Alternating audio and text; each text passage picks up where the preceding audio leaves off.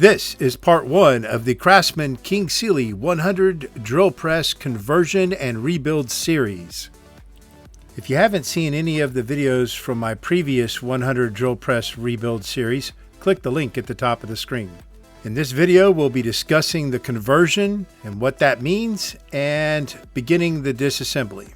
Hello everyone, I'm Jeff and welcome to my shop. We got a lot to cover, so let's get to it.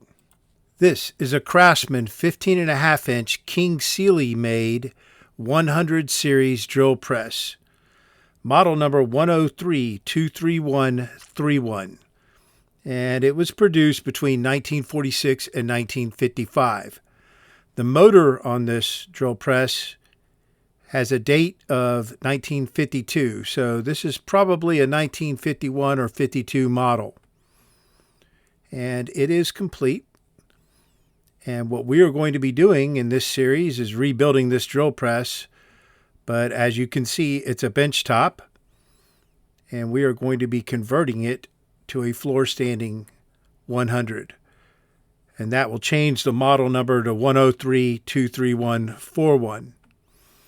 And to do this, I have an extra column and an extra base.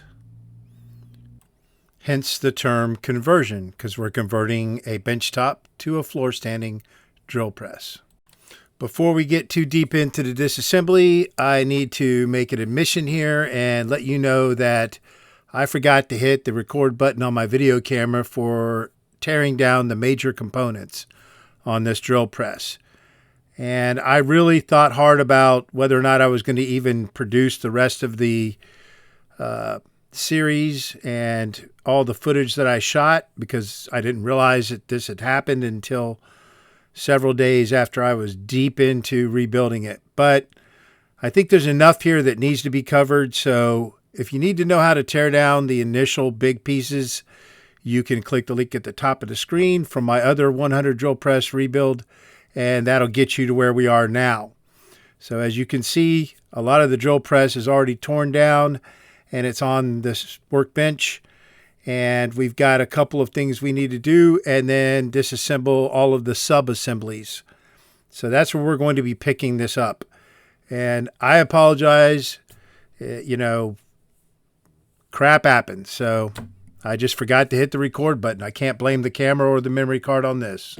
So moving on with the rest of the disassembly.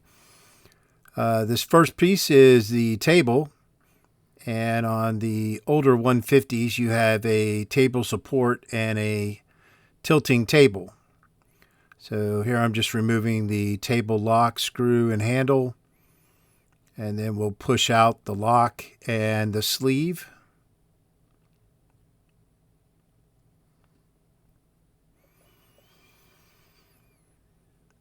And then there is a pin that holds the table at its 90 degree to the column, and that pin was beaten in there by a hammer or something. You should be able to remove it by hand, but it's really in there. So I just sprayed it down with some PB Blaster, and I'm using a brass tip hammer, and it finally broke loose.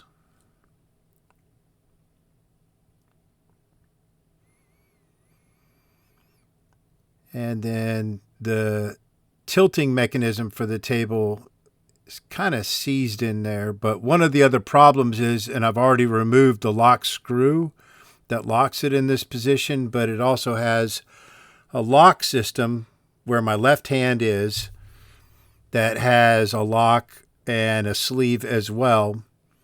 And they're still in there. That's the protractor that tells you what angle the table is. And I'm spraying some more PB Blaster between the support and the table to help break it loose. But in retrospect, I forgot to remove that sleeve and that lock. And I don't realize that until after I'm already at the point of pulling this stuff out of citric acid. So that probably had something to do with why this is so hard to get out of here, but no big deal. And we're just using the nylon side of the mallet to start that piece out. And once we've got it out about 1/4 of an inch there, we can put this, lay it flat and kind of twist it out of there.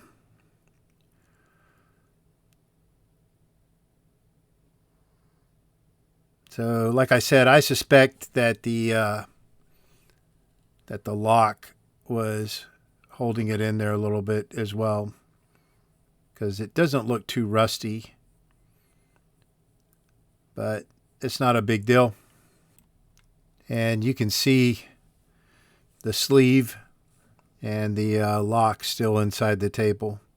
So here I'm just pointing out the defects on the table surface where somebody's drilled into it a little bit. Otherwise, this table's in really good condition compared to my last 100, no doubt. Moving on to the head, and this is where we're going to spend a lot of the time today in this video.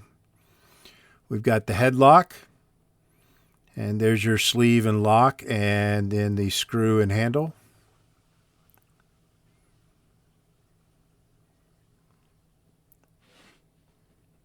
Now, to remove the spindle pulley assembly that's in there,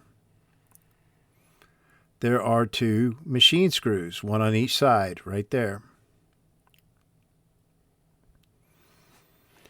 And this is the worst head I've ever had for removing those machine screws.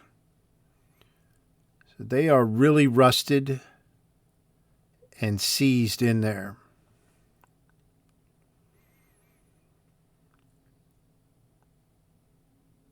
So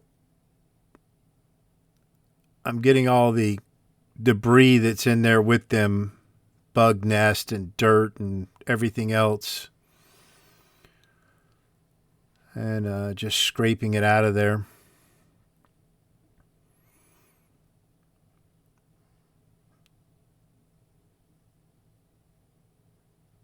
And most of the time, once I've got most of that cleaned up out of there, I can put a screwdriver in there and turn those suckers out, even when they're rusted.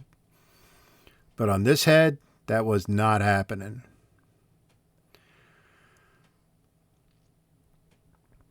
So this is one of those areas on why I decided to go ahead and continue making the video series even after my screw up of not recording the initial parts of the disassembly. Because I've had people in the past ask me how to get broken screws or screws where the heads have been snapped off or they're stripped out of there.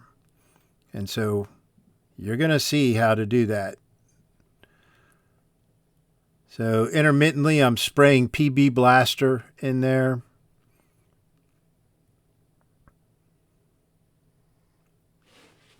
Now this is just a regular number 2 flat tip. And when you have something like this where you're worried about stripping out the head,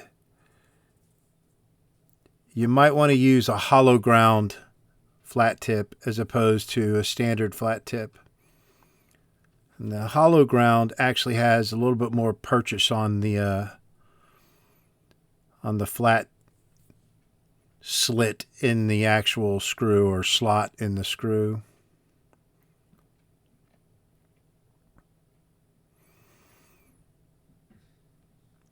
And I can get one of them to turn about 2 times, but that's as far as it'll go. So I try screwing it back in and then backing it out. That's still not working.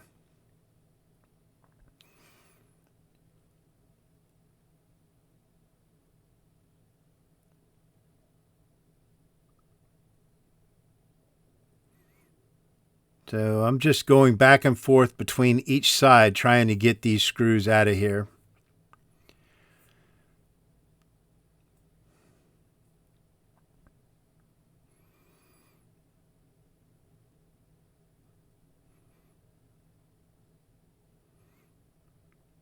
And they don't want to move.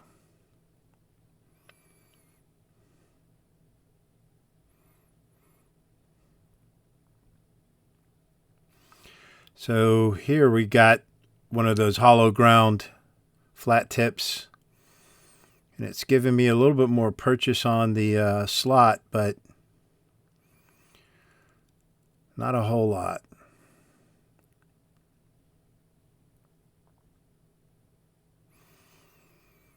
Applying some downward force as I turn it.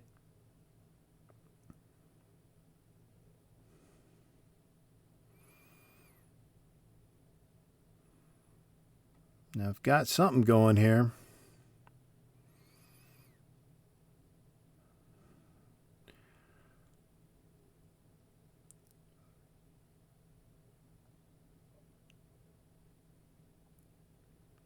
And then it just stops.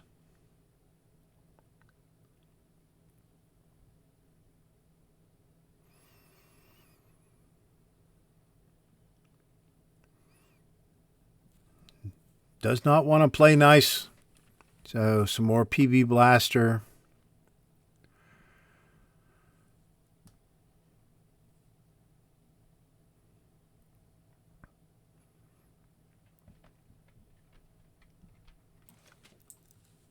And I'm just going to continue to try to work the problem.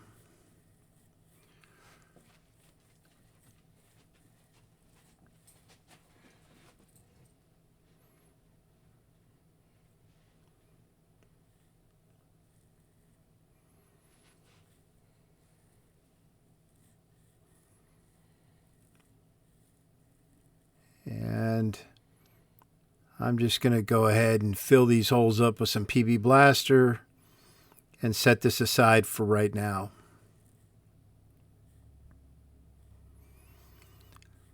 Let that sit and do its thing for a while. And of course, you can't get to the back side of those because it's in that cavity between the two spindle pulley bearings.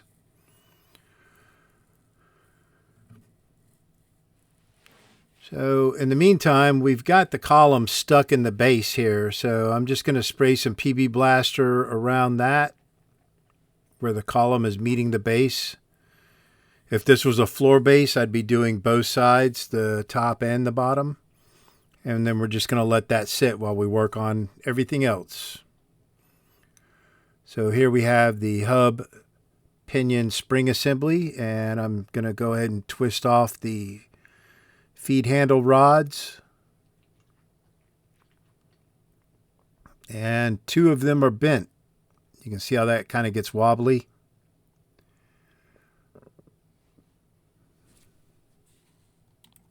So one of the things that I did on the previous 100 rebuild was I just replaced a couple of the parts with better looking parts. And I'm not going to do that on this rebuild. So I'm going to be cleaning up and reusing all of these parts as long as they're serviceable. And there is a guy on Garage Journal, and he makes these rods and sells them. I think he charges like $60 a set. He also sells them on eBay. On the Garage Journal forum, I think his username is Old Iron Owner. I've ordered 2 sets from him in the past, and they are outstanding quality. So I highly recommend him. But if you're looking to save money and you want to just clean up what you've got and reuse it, you know, that's what we're going to be doing with this rebuild. More than likely, unless I can't get those bent ones sorted out. So here I'm just clamping the rods in a vise to spin the feed handle knobs off of them.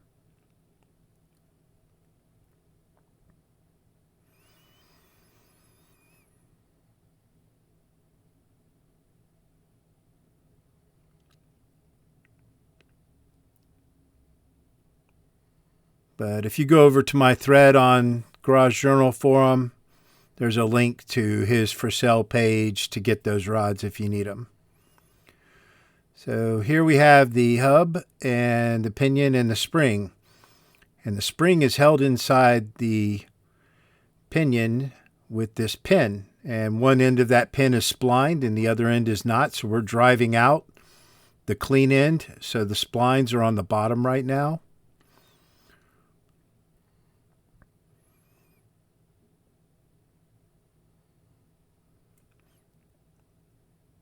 And this is a 1/4 inch punch. And it'll fall out the bottom. There it goes. So once we pull that punch out, we could pull that spring out right now, but I wanted to see how well this hub was secured to that pinion. I'd say about 90% of the time I can just knock it right off of there or pull it right off. But on this one, not happening.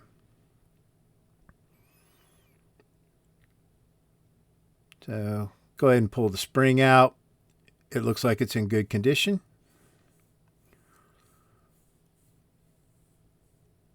So we're going to try to tap it off of there. I don't want to really damage the hub, but it's not budging whatsoever. So we'll go ahead and spray down that seam between the pinion and the hub with some PB Blaster, and then we're going to let that sit.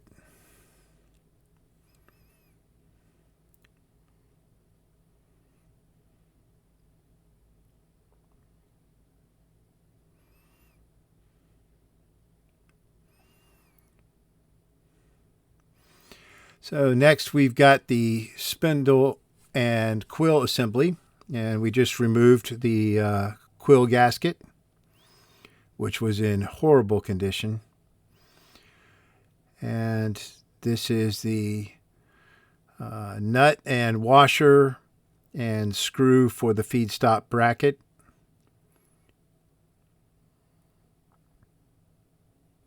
That screw's really in there, so I'm going to tap it out a little bit and we'll come back to it. Then we're going to go ahead and undo the nut on the bottom of the feed stop rod that has your scale on it. And it started spinning, so I'm using a 1/2 inch wrench to hold it in place to get the nut off of there.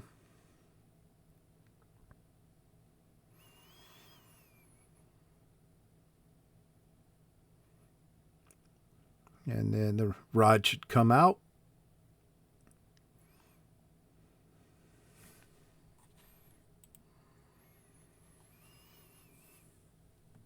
And then we'll go ahead and get that screw out of the feed stop bracket. I end up having to turn it most of the way out.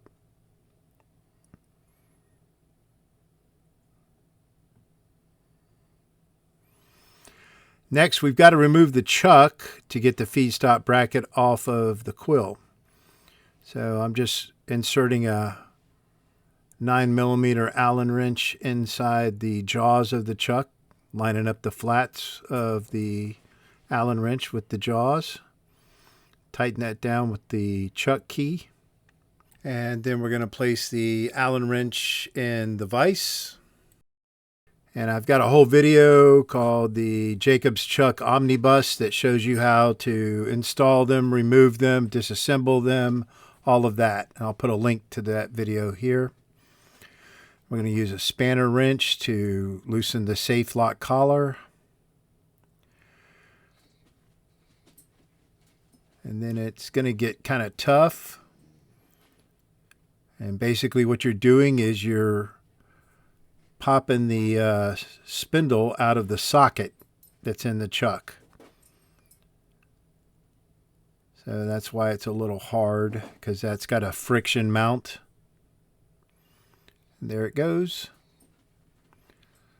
And then you should just be able to lift the spindle right out of the chuck, like so.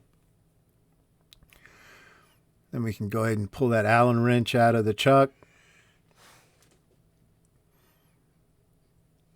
And we'll set the chuck aside and disassemble that later on. So I go ahead and pull off the feed stop bracket here, and I'm sorry it's not in frame, but not a difficult thing. So next we have the spindle collar, and there is a comb point set screw that holds that in place. And there's the comb point set screw. And this should just slide right off of there, but it's not. So I'm trying to get it to start to slide. Spray it down with some PB Blaster. Now, between that and the bearing, there should be a metal shim, like a washer, and a rubber washer. And that rubber washer is completely disintegrated. And I think that's part of the reason why this sucker doesn't want to move very well. There it goes. It was also on there upside down. So I'm staring at these bearings because I don't know what the hell is going on with this at this point. These are not the correct bearings to be in this. So you can see that bottom bearing has an outer ring, and that should not have that. So we're just tapping the spindle through the top bearing. And there's your shim.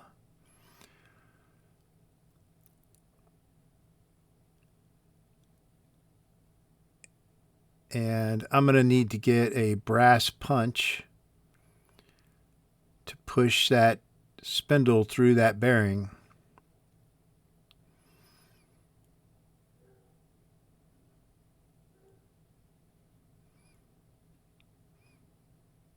And I'm too stupid to go put it in the vise that's sitting just to my right, so I'm trying to do this by hand. So we're going to be definitely replacing these bearings, so I really don't care if we damage them. There it goes. Now to get that bearing out of there, we're just going to use a little wooden dowel. Boom. That is not the correct bearing. So to get this bearing off of here, we're just going to rest the bearing on the jaws of the vise and then tap the spindle down through it.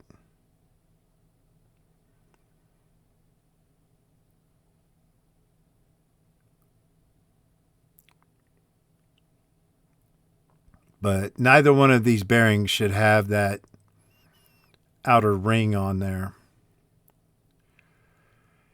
And that ring is causing that bearing not to go all the way inside the quill. It's causing the bearing to actually protrude from the bottom of the quill by probably about 1/8 of an inch, which is enough to throw everything else off, which may explain why those screws are so hard to get out of, the machine screws that are holding the spindle pulley assembly in the head. I've got a video that covers all of that, and I'll put a link to it right here. So here we are back at the head. And I'm going to try to remove these machine screws again. But now that we've seen what was going on with the spindle and the quill, This makes perfect sense as to why these things are so messed up.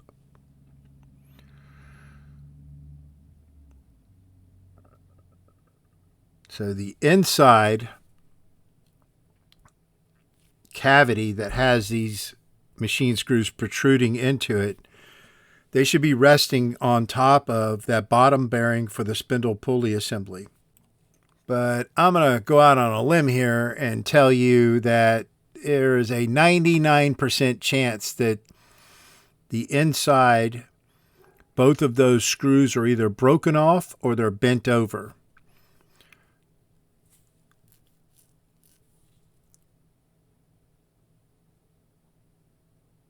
Because there's no way this thing had the proper gap between where the feed stop bracket sits on the quill and where the quill is pushing on the bottom of the spindle pulley assembly. So basically at this point, this side, the screw has broken about midway down on the screw. So I can get the top part of the screw out. So there it is. So that screw should be twice as long as that, which is good. The other side, not happening.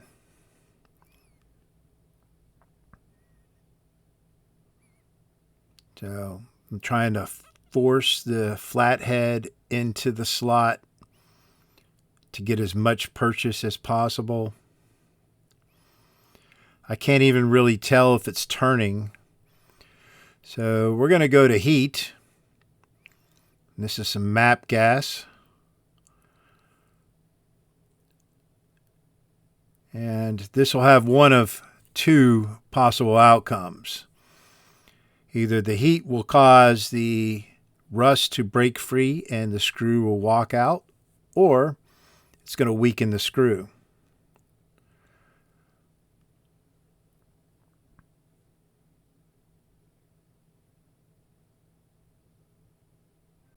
So I still can't really tell if I'm actually turning it or if I'm starting to strip the head. So next we're going to go to an impact driver.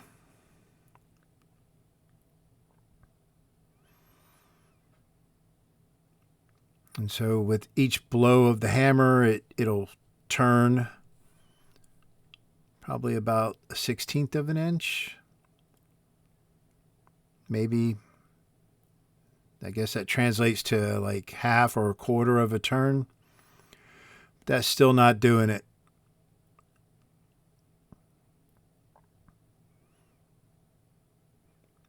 So we've tried PB Blaster, we've tried heat, we've tried an impact driver. The only thing left to do is to go ahead and smack the spindle pulley assembly out of the head. So if that screw is still protruding into the cavity, it will break off. But the fact that the spindle pulley assembly just dropped down like that with one smack, those suckers were already broken inside there.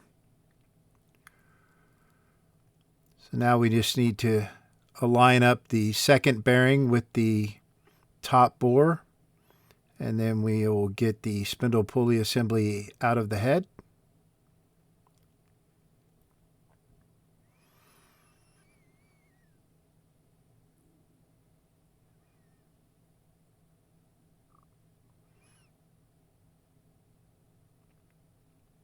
And so as long as you've got it lined up, you should be able to just tap it right out. There it goes. So the spindle pulley assembly is in good shape. No damage to it or the bearings that are on there, but we're going to replace them anyways. And inside that cavity, I found the other half to the screw, and the side where the screw came out partially is completely empty. So one side is good to go. So next, I'm just going to use a pair of needle nose pliers to remove the outer snap ring. And this is actually what the bearing rest on so it doesn't fall deeper into the head. So at this point, this last screw, we're going to go ahead and get rid of the head because half of the head is already gone and there's no hope of turning it out of there with a flat tip. So here I'm just drilling the head away so that all I have left is the screw itself. And if you do this, just be careful not to go too deep in so that you're drilling into the cast iron. You just want to remove the head of the screw. There's that other half of that screw.